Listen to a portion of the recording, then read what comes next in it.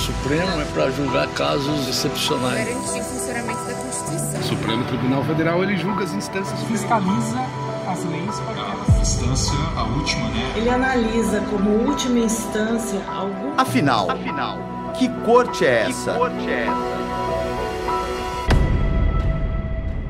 O ministro Alexandre de Moraes, do Supremo Tribunal Federal, suspendeu a indicação de Alexandre Ramagem para o cargo de diretor-geral da Polícia Federal. O ministro do Supremo Tribunal Federal, Alexandre de Moraes, acaba de suspender a posse do novo diretor-geral da Polícia Federal. O ministro Alexandre de Moraes, do Supremo Tribunal Federal, suspendeu a nomeação de Alexandre Ramagem para a direção da Polícia Federal. O ministro Alexandre de Moraes, do Supremo Tribunal Federal, suspendeu a nomeação e posse de Alexandre Ramagem. Em abril de 2020, Jair Bolsonaro, iniciando o seu segundo ano como presidente da República, nomeou para a diretoria da Polícia Federal Alexandre Ramagem, no lugar de Maurício Valeixo.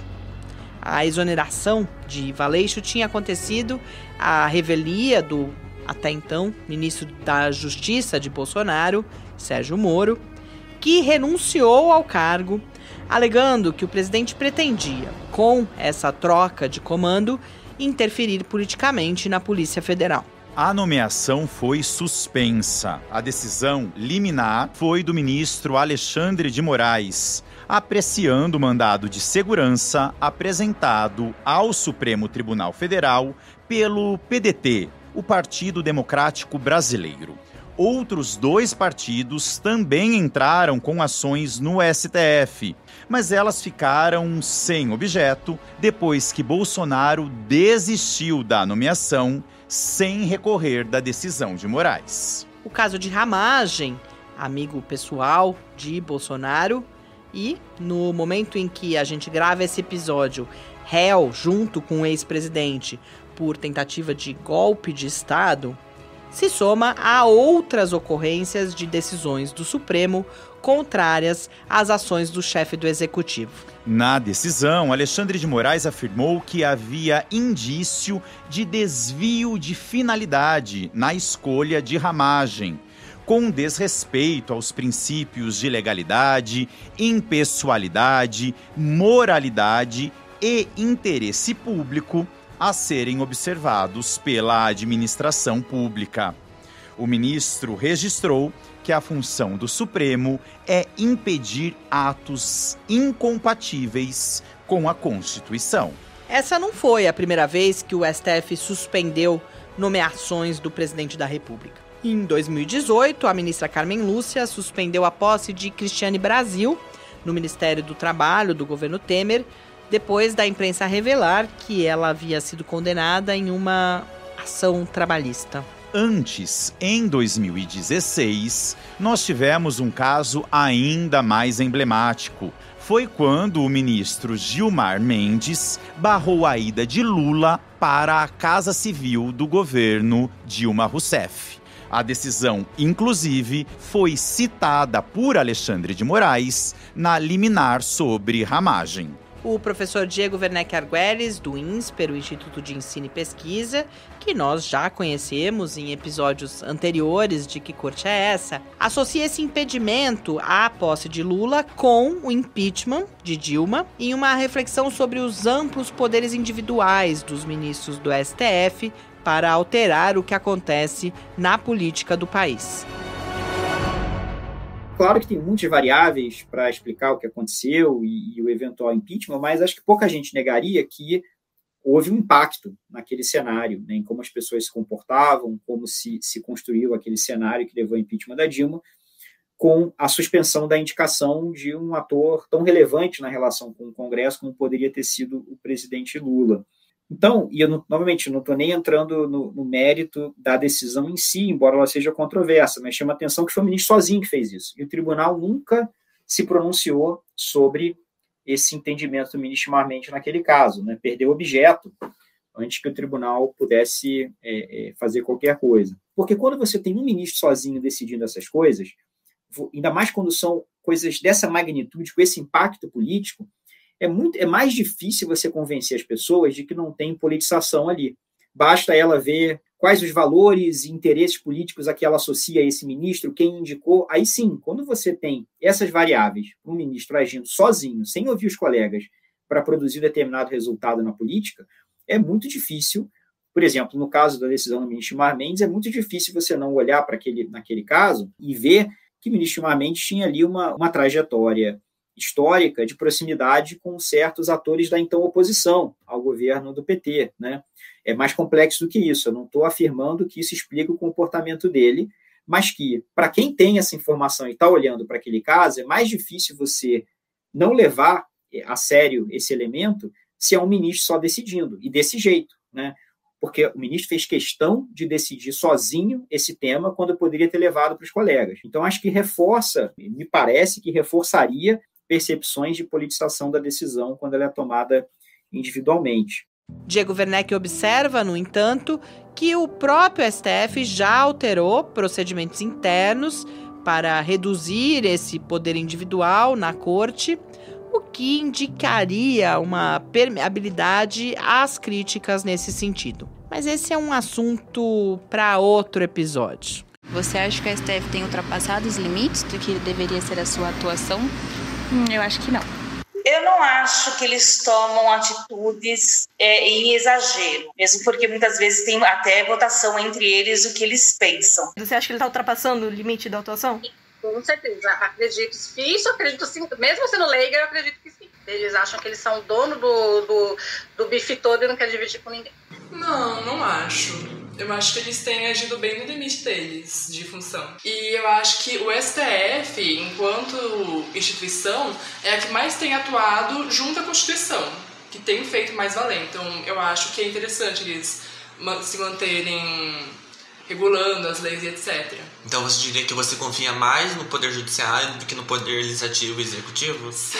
E acho que ele tem que ter o direito, né, como guardião da Constituição, e sendo um colegiado, entendo que ele tem o direito de suspender leis promulgadas e aprovadas pelo Congresso. Eu entendo que é exatamente esse o papel do STF, ser um protetor aí da Constituição, e tudo aquilo que estiver fora, qualquer lei promulgada nesse sentido que estiver fora da Constituição, ele tem o poder e o direito de inventar essas leis.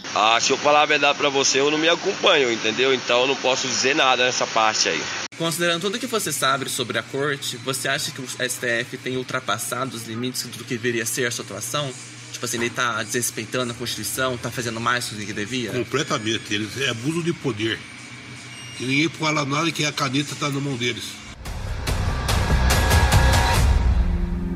As decisões impedindo as nomeações de Ramagem, Cristiane Brasil e Lula revelam uma faceta da atuação do STF que incide sobre a organização e o funcionamento dos demais poderes, executivo e legislativo. Abuso de poder, como disse o Valdecir, ou proteção da Constituição, como avaliam a Isabelle e o José? Até que ponto o STF pode interferir nas questões interna-corpóreas dos outros poderes? Antes da gente prosseguir, vale a explicação. Interna corpóreas são as questões que devem ser resolvidas internamente pelos poderes, que são próprias de cada regimento interno, como, por exemplo, a cassação de um deputado ou senador por falta de decoro parlamentar. Voltando ao contexto da decisão sobre Ramagem, Alexandre de Moraes afirmou, abre aspas, logicamente, não cabe ao Poder Judiciário moldar subjetivamente a administração pública. Porém, a constitucionalização das normas básicas do direito administrativo permite ao Judiciário impedir que o Executivo molde a administração pública em discordância a seus princípios e preceitos constitucionais básicos. A afirmação de que o Judiciário pode impedir que o Executivo molde a administração pública em discordância com os princípios constitucionais básicos dá o tom de como se estabeleceu a relação entre o STF e o governo de Jair Bolsonaro.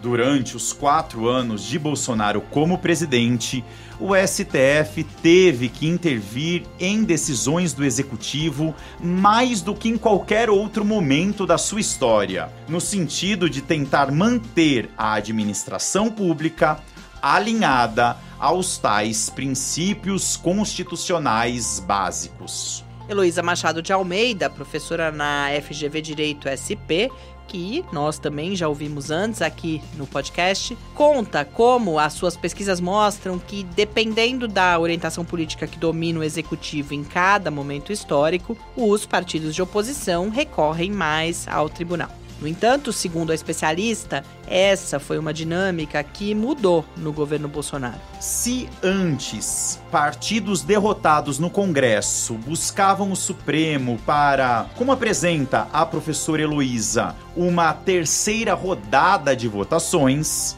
com Bolsonaro, o Congresso acessa o STF em defesa de sua legitimidade como espaço para fazer política. Então, como Jair Bolsonaro governou? Ele governou a partir de portarias, a partir de decretos e a partir de medidas provisórias, que apesar de terem a necessidade de revisão pelo Congresso Nacional, passam a valer a partir do momento da sua edição, né? Então, não é um controle prévio ali do Congresso, é um controle posterior. E decretos e portarias não tem controle nenhum, não tem debate nenhum feito pelo Congresso. E qual que foi o litígio levado ao Supremo durante esses anos é que nós mapeamos nas nossas pesquisas? É de que os partidos, e aí sim, né, sobretudo os partidos de oposição, levaram o questionamento dessas medidas provisórias, desses decretos, dessas portarias ao Supremo Tribunal Federal. Então a gente não está falando de uma dinâmica de um partido de opositor que ficou vencido numa eleição no Congresso Nacional e levou o tema ao Supremo Tribunal Federal. A gente está falando de partidos que sequer tiveram a oportunidade de fazer uma oposição àquelas medidas e que reivindicam, de certa maneira, a legitimidade do Congresso como espaço adequado para fazer políticas, né? Então, é uma dinâmica bem diferente do que se estabeleceu nos outros governos.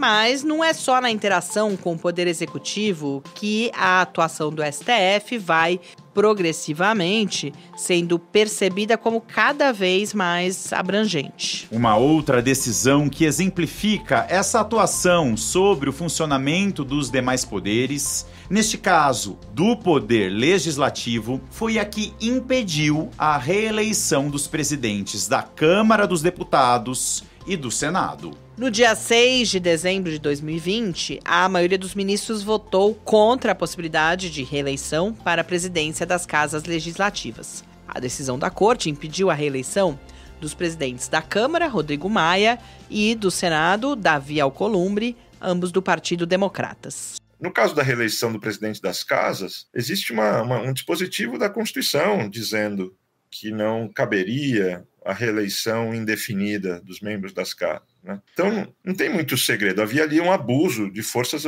Se o STF não pode fazer isso, ele não pode fazer muitas outras coisas. Ele basicamente tem um contrapeso a abusos de poder e a violações da Constituição.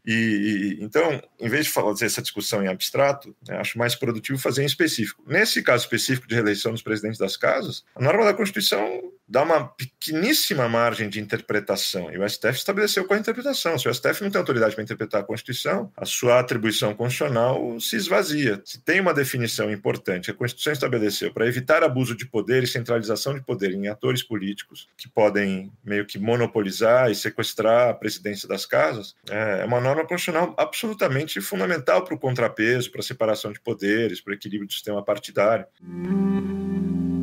Este é Conrado Uberner Mendes, professor na Faculdade de Direito da Universidade de São Paulo e colunista do jornal Folha de São Paulo. Neste caso, ele defende como legítima essa atuação do STF de controle de constitucionalidade. Mas, como nós veremos mais adiante, essa avaliação muda dependendo do caso concreto em julgamento. O Supremo Tribunal Federal concluiu hoje o julgamento das ações que questionam o chamado orçamento secreto. O Supremo Tribunal Federal considerou inconstitucional as emendas de relator, o chamado orçamento secreto. O Tribunal Federal declarou o orçamento secreto como algo inconstitucional. E essa decisão, que declarou inconstitucional o orçamento secreto, ocorreu na última sessão do Supremo Tribunal Federal. Um outro exemplo importante de interação entre o STF e o Congresso Nacional, que recebe atenção na mídia desde 2021, é o chamado orçamento secreto. Orçamento secreto é como ficou conhecida a distribuição de recursos sem critérios claros por meio de emendas parlamentares que passaram então a ser questionadas no STF. A ministra Rosa Weber, relatora original do caso, suspendeu o pagamento das emendas em medida cautelar que foi referendada pelo plenário do STF em novembro de 2021. Ao longo de 2022, o assunto continuou na pauta do Supremo, que decidiu pela inconstitucionalidade do orçamento secreto no final daquele ano. Em seu voto, Rosa Weber elencou, entre as violações à Constituição, o fato de as emendas parlamentares, como elas eram executadas, não garantirem justamente a transparência na destinação dos recursos e de abrirem espaço para barganhas políticas. Barganhas políticas que antes, em 2020, tinham inclusive dado tom a negociações entre o Executivo e Legislativo com impacto sobre o Judiciário, como lembra Marjorie Marona, hoje professora no Departamento de Estudos Políticos da Universidade Federal do Estado do Rio de Janeiro, a Unirio, posição que passou a ocupar durante as gravações do nosso podcast em uma transferência no início de 2025 do Departamento de Ciência Política da UFMG, a Universidade Federal de Minas Gerais. O Bolsonaro não tinha condições de avançar com retaliações formais, justamente porque ele tinha muitas dificuldades de governabilidade. Ele não conseguia alinhar os seus ímpetos de retaliação à corte, ele não conseguia alinhar parcelas majoritárias do Congresso para aprovar uma PEC ou para aprovar mudanças aí de outra ordem, né? Ele até tentou, por meio, sim, das nomeações estratégicas, ele tentou alguma influência, né? E teve aí um certo sucesso nisso, justamente quando ele consegue negociar com o Congresso, né, o orçamento, permitindo, então, a construção de uma base de apoio um pouco mais ampliada que garantia que houvesse um apoio à nomeação do Nunes Marques primeiro, né, e depois do André Mendonça, né. Isso já marca, é muito interessante, porque isso marca já a passagem da primeira fase do governo Bolsonaro, em que, de fato, ele encontra dificuldades enormes de governabilidade, com uma segunda fase em que ele cede tudo para o Centrão, abre mão de governar, né, e nesse pacote ele negocia a nomeação do Nunes Marques e do André Mendonça. É o máximo que ele consegue fazer do ponto de vista formal, e para isso ele tem que abrir mão de uma enorme capacidade de governar.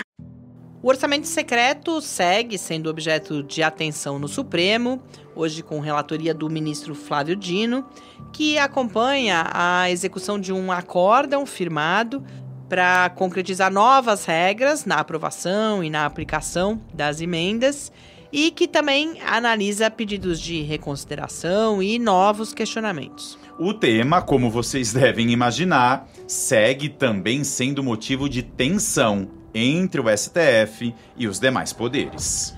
Os casos citados nesse episódio caracterizam um protagonismo do judiciário que acendeu o sinal de alerta entre políticos e cidadãos comuns, juristas e legisladores, acadêmicos e especialistas de mesa de bar. Afinal, o STF estaria invadindo ou usurpando competências que deveriam ser dos demais poderes?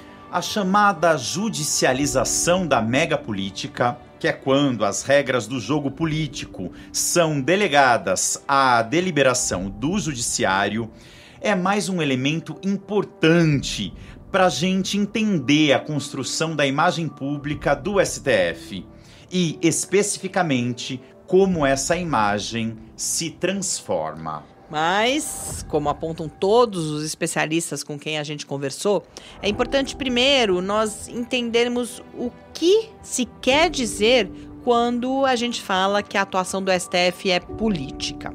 Vamos ouvir Maria Tereza Sadek, cientista política e professora na Universidade de São Paulo, que nós conhecemos no primeiro episódio de Que Corte é Essa? Na verdade, o que dá força para o judiciário é a possibilidade, é um recurso de poder que só ele tem, que é o controle da constitucionalidade. Então, tanto atos do executivo quanto decisões do legislativo podem passar para o judiciário se o judiciário for provocado nessa direção. Então, mais do que você dizer é guardião da Constituição, o importante é esse recurso de poder, que é o controle da constitucionalidade. Então, o judiciário acaba sendo uma arena de decisões que são políticas mesmo. Agora, ninguém nega que é este o papel político, afinal de contas, nós vivemos num Estado que é presidencialista e o judiciário é um poder de Estado. Diego Werneck Arguelles, do INSPER, diferencia didaticamente as várias compreensões possíveis dessa qualificação da corte como ator político. Acho que se você pensa que não importa a motivação do ministro, quem decide se uma lei é constitucional ou inconstitucional por violação à igualdade e liberdade, na minha visão, está fazendo também um juízo que é político, no sentido, com P maiúsculo, um juízo político-moral, porque é muito próximo dos juízos políticos e morais que a gente faz no debate público.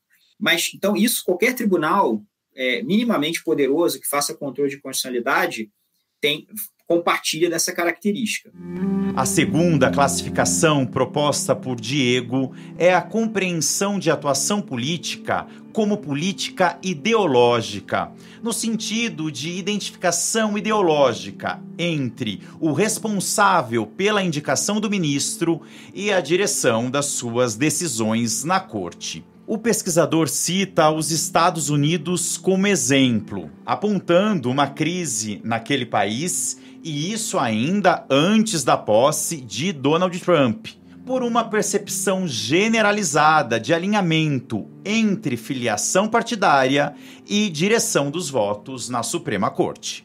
Embora isso possa ser verdade em algum grau para qualquer tribunal, se você pensa que a indicação é política, então tem esse compartilhamento de valores, entre quem indica e quem está lá, de alguma forma, quando começa a ser algo previsível, quando você começa a ver que ao longo do tempo, é o caso da Suprema Corte americana, em temas que dividem liberais e conservadores, ou republicanos e democratas, o placar é previsível, porque os ministros que são vistos como democratas votam de um jeito, os ministros que são vistos como republicanos votam de outro, as pessoas passam a olhar e falar, bom, então é um tribunal, de alguma forma, que corresponde a divergências ideológicas, e isso explica muito bem o que o tribunal está fazendo.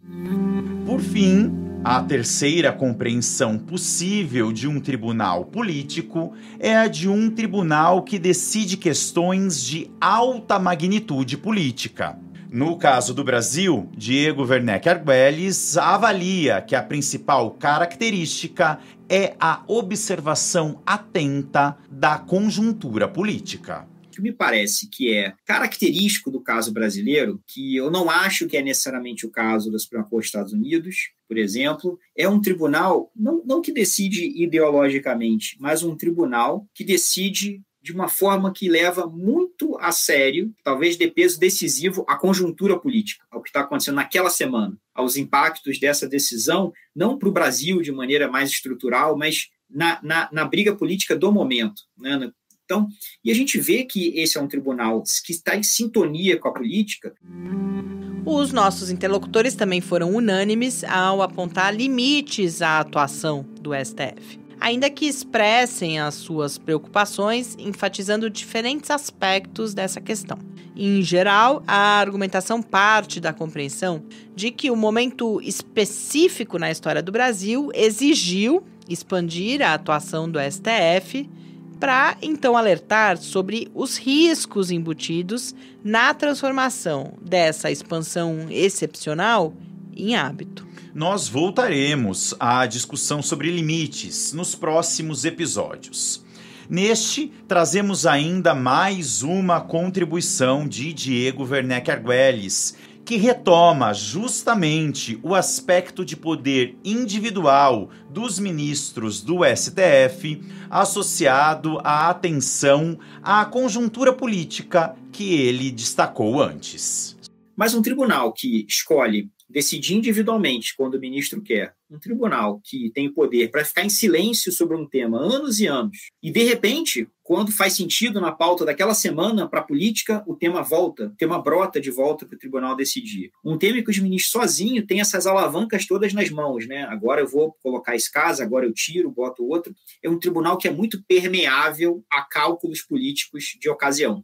É um tribunal que é muito permeável a um ministro que quer decidir ou não decidir, de acordo com o que está acontecendo em Brasília naquele momento, tem os instrumentos para fazer isso. Outros tribunais não dão essa liberdade tão grande para os seus ministros fazerem isso. Então, isso me parece evitável, me parece que é um traço exacerbado pelo desenho do tribunal. Diego complementa indicando como essa atuação do STF, de certa forma, pauta a relação da corte com os outros atores políticos. O problema é que esse tribunal, que ministros individuais têm essa utilidade extrema para os políticos, esse é um tribunal que ensinou os políticos a olharem para si, para si mesmo, para o STF na última década, da seguinte forma: poxa, se eu tiver um relator que seja simpático ao meu problema, ao meu caso, ou a essa política pública que eu quero suspender, é suficiente. Tudo que eu preciso é de um relator simpático, seja para nunca pautar, seja para decidir individualmente e aí nunca pautar, seja para pedir vista, né? Se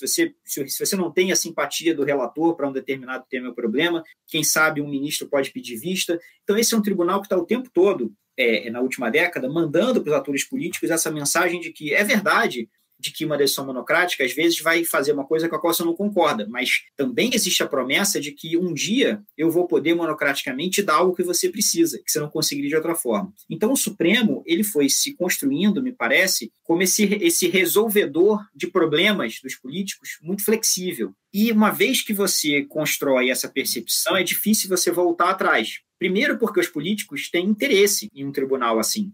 Os políticos, não é necessariamente ruim para eles que esse seja um tribunal configurado dessa forma. Às vezes ele vai servir seus adversários, é verdade, mas ele também vai poder resolver seus problemas quando necessário. Além disso, por que isso também é difícil reverter? Porque uma vez que você tem acostumado as pessoas com a possibilidade de uma decisão super controversa individual, mas que salva o seu dia na política, quando você não der aquela decisão, as pessoas não vão acreditar que não é por um cálculo político. As pessoas não vão acreditar que você não está fazendo aquilo porque você acredita que não é adequado, porque não é o papel da instituição, porque a resposta não é juridicamente simples. Então, acho que é como se a classe política, me parece, está um pouco viciada, acho, no tribunal que resolve os problemas que aparecem em tempo real, às vezes individualmente, né, com bastante flexibilidade. Assim, conclui o professor do INSPER, um Supremo individual, poderoso, flexível e atento à conjuntura, é uma corte que se mostrou útil para a classe política, mesmo que às vezes a decisão se dê no sentido contrário daquele em que se tem interesse. É a promessa de que, às vezes, vai decidir nos 45 do segundo tempo ou com 10 segundos de jogo do jeito que é importante para aquele seu lado numa disputa política relevante. E como foi a cobertura da mídia sobre os julgamentos no STF que decidiram pelo impedimento da posse de Alexandre Ramagem e pela inconstitucionalidade do orçamento secreto? O projeto de pesquisa intitulado O Supremo na Mídia, Independência, Transparência e Accountability, coordenado pela professora Fabiana Lucide Oliveira, do Departamento de Sociologia da UFSCar, apurou como a atuação do STF foi retratada nas colunas do jornal Folha de São Paulo e no portal de notícias G1, entre 2019 e 2022. Nos dois veículos analisados, a cobertura do caso de Ramagem foi, em sua maioria, negativa, com ênfase nas críticas feitas por outros atores políticos ao STF. Os textos classificados pela equipe de pesquisa como tendo esse enfoque negativo abordavam, de forma geral, as disputas entre o Executivo e o Supremo, além dos ataques ao tribunal decorrentes da decisão, como ilustram os títulos que vocês vão ouvir a seguir. Governo pede que Moraes, do Supremo Tribunal Federal, reconsidere a suspensão da nomeação de Ramagem para a Polícia Federal. Bolsonaro volta a apoiar ato antidemocrático contra o STF e o Congresso em Brasília. Bolsonaristas recuperam áudio de grampo para atacar Alexandre de Moraes. Já no caso do orçamento secreto, o enquadramento predominante foi mais favorável ao STF. A maioria dos títulos traz uma abordagem mais factual, relatando as diferentes etapas da decisão que declarou a inconstitucionalidade. Um grupo de matérias classificadas como positivas destacam os impactos supostamente benéficos dessa decisão, como mostram os exemplos apresentados a seguir. Congresso diz ao STF que adotará medidas possíveis para detalhar emendas de relator deste ano. Congresso inflama a STF sobre a aprovação de novas regras para as emendas de relator. Decisão do STF sobre orçamento secreto inaugura nova etapa de relacionamento com o Congresso, diz Haddad. Outras notícias tiveram um enquadramento mais negativo, sobretudo na Folha, quando destacaram impactos potencialmente negativos da decisão. Ministério da Saúde corre o risco de perder 2 bilhões e 900 milhões de reais de emendas de relator. Nos episódios anteriores, a gente discutiu um dos achados mais importantes da nossa pesquisa, que é a maior parte do que a mídia fala sobre o STF está relacionada a decisões ou a casos em andamento no tribunal. Como a maioria das pessoas não tem contato direto com o Supremo no dia a dia, a mídia acaba sendo o principal canal de informação sobre o que acontece por lá. E quanto mais o STF decide, e ele decide muito, mais material a mídia tem à disposição para reportar. Mas claro, os jornais não falam de tudo, eles seguem critérios de noticiabilidade para escolher o que vira notícia. Só para a gente ter uma ideia, em 2024, o STF decidiu mais de 114 mil casos. É muita coisa. E nem todos esses casos ganharam destaque na imprensa. Se a gente olhar para o período de 2019 a 2022, cerca de 80% das notícias sobre o STF, tanto na Folha quanto no G1, mencionavam alguma ação ou decisão do tribunal. E os casos que mais chamaram a atenção, como a gente já falou, foram aqueles envolvendo autoridades políticas, especialmente em temas como corrupção e também atos antidemocráticos. O caso mais noticiado nesse período foi o inquérito das fake news. Em segundo lugar, vieram as ações que tratavam da revisão judicial de leis ou políticas públicas, como o julgamento da prisão em segunda instância. Em terceiro lugar, ficaram os casos que envolvem a organização dos demais poderes, as chamadas questões interna corpóreas, como são as ADPF sobre orçamento secreto, a instalação de CPIs, como foi a CPI da pandemia, e o caso da nomeação de Alexandre Ramagem para a Polícia Federal, que acabou levando ao inquérito sobre a interferência de Bolsonaro na Polícia Federal. Agora, curiosamente, o que tem menos cobertura midiática, mas representa a maior parte do volume processual do Supremo, são as ações recursais, que é quando o STF atua como última instância do Poder Judiciário, revisando decisões de outros tribunais. Só para ilustrar, em 2024, o Supremo recebeu mais de 80 mil novas ações. E dessas, mais de 54 mil foram recursais. Ou seja, em quase 70% das vezes que o Supremo foi chamado a tomar alguma decisão no ano passado, não se tratava de um grande debate constitucional, mas de recursos de casos decididos por outros tribunais. Além das decisões em si, outro tipo de cobertura frequente envolve as chamadas facções internas do STF, ou seja, são notícias que destacam o perfil ideológico ou decisório dos ministros, mostrando, por exemplo, quem é mais técnico, quem é mais político, quem é mais garantista, quem é mais punitivista. E também aparece com frequência matérias que mostram como os ministros se alinham ou se dividem nos julgamentos. Cerca de 40% das notícias destacaram algum tipo de divisão interna ou algum traço ideológico de algum ministro. Por fim, um terceiro tipo de enquadramento nas notícias sobre o Supremo é o das interações institucionais, que dizem respeito ao relacionamento do tribunal com os outros dois poderes, o executivo e o legislativo. Aproximadamente 30% das matérias trataram dessas relações, com destaque para as tensões entre o STF ou algum de seus ministros e o então presidente Jair Bolsonaro, que é o tema do nosso próximo episódio.